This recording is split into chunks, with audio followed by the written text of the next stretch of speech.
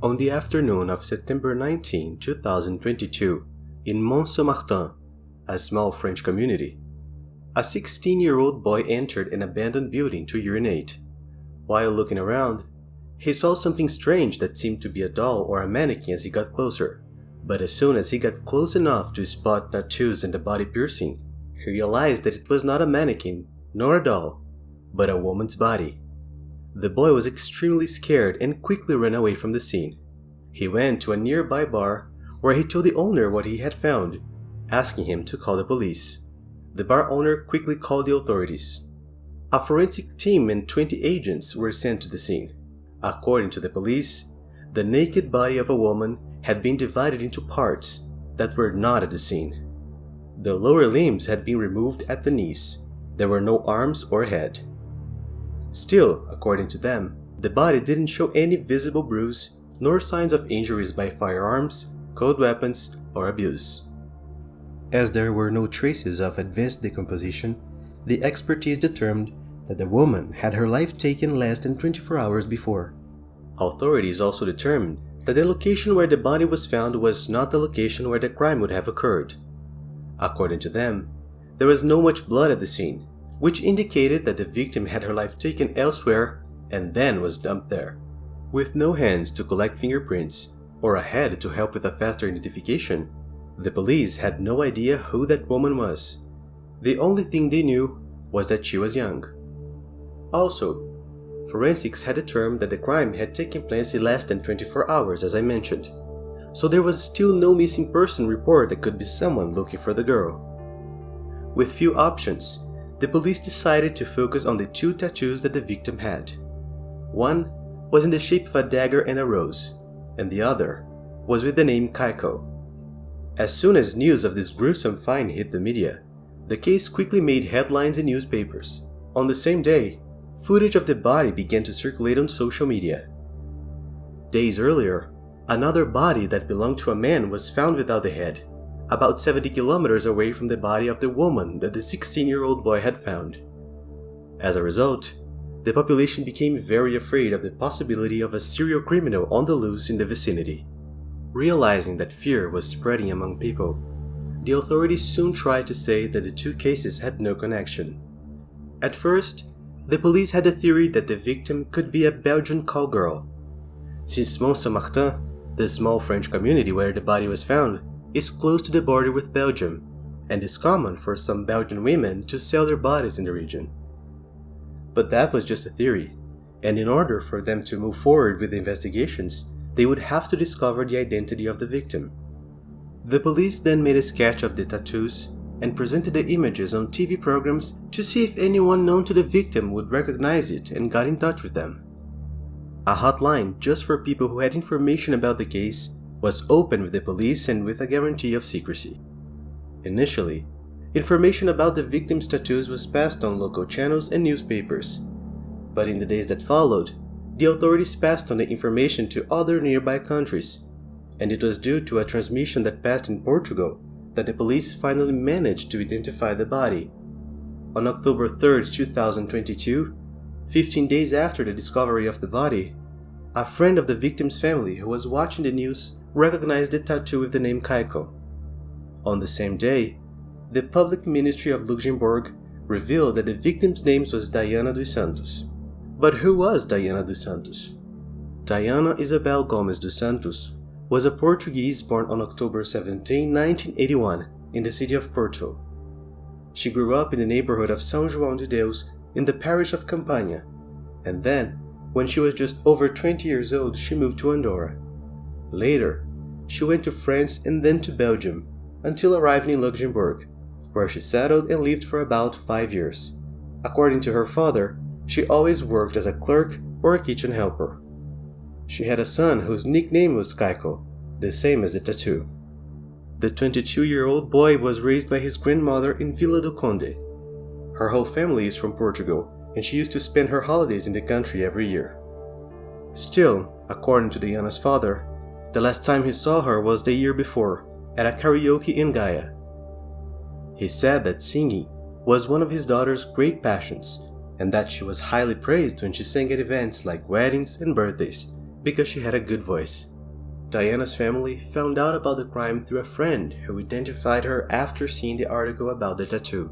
They even said that they had not received any calls from the police regarding the crime. With the discovery of the victim's identity, authorities could now move forward with their investigations. During the first investigations, suspicion of the crime fell on Diana's ex-partner, a 43-year-old man named João Oliveira.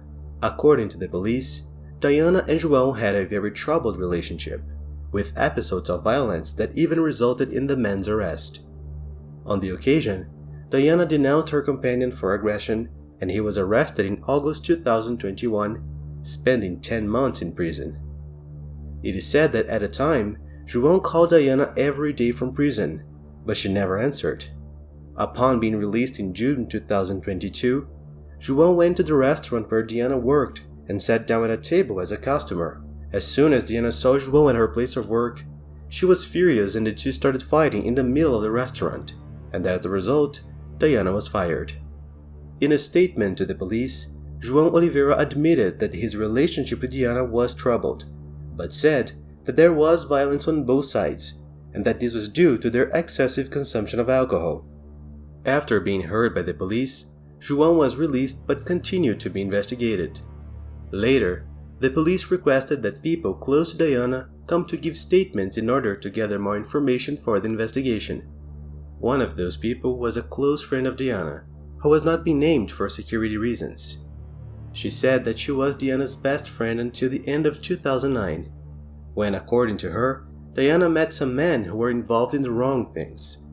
According to this friend, she ended up moving away from Diana because she didn't want to be involved in that world and was very afraid of these men. Still, according to the friend, the men were of Moroccan origin and were always seen with Diana and used to communicate in Spanish. With this information, the police questioned the victim's family about who these men were and received information that one of them was 48-year-old Said Bayanquea. According to the victim's family, in July 2022, Diana and Said took a vacation trip to Portugal where they spent a week. There, Diana introduced Said to some of her family and friends. She would also have taken the opportunity to announce that she had married on July 14th with Said's nephew, Gibran Bayanquea. Family and friends were extremely surprised by the news, as she had not even announced a previous relationship with this man. With that, Diana would have clarified that the marriage was arranged and that everything was fine. Even though the family didn't know about the marriage, João Oliveira, Diana's ex-partner, said he knew about the marriage since the beginning of that year. According to him, Diana went to visit him in prison to settle some things and commented that Said had a nephew in France who was going to Luxembourg and that needed documents to be able to live in the country. They would then have offered Diana 30,000 euros for the fake marriage, so that Said's nephew could have permanent residence in the country. At the end of July, after the alleged wedding, Gibran and Diana rented a house in the city of Diekirch in Luxembourg, which they intended to renovate and then put the rooms for rent.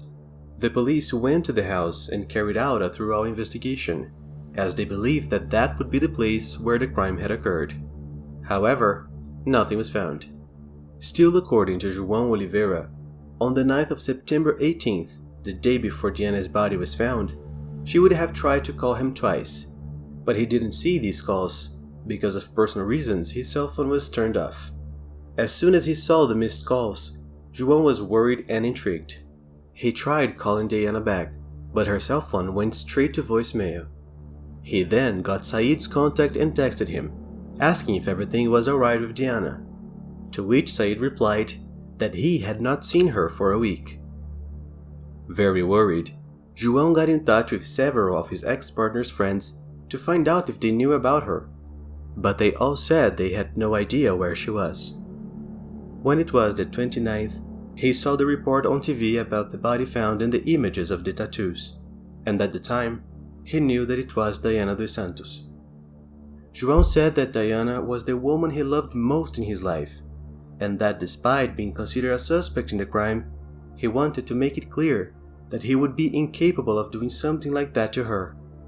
On October 7, 2022, Said Bayanquea had his preventive detention decreed.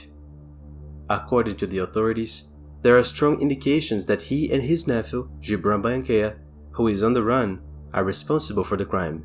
The motivations are still unknown, but from what was found, it is probably financial. Police are also investigating the possibility that more people were involved and hope to confirm this soon. The region of France where the body was found is dominated by crime, so much so that a team from CNN Portugal who went to the location to report on the case were threatened by criminals who said that if they didn't leave that area in 10 minutes, they would suffer the consequences. In a statement to the police, Said Bayanquea said he's innocent and had no involvement in the crime. The case continues to be investigated by the authorities of France and Luxembourg with the monitoring of the Portuguese consulate.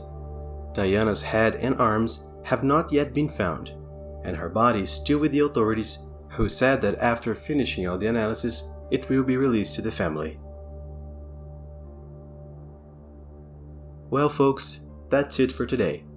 Thank you for watching until the end, best wishes, and I see you next time.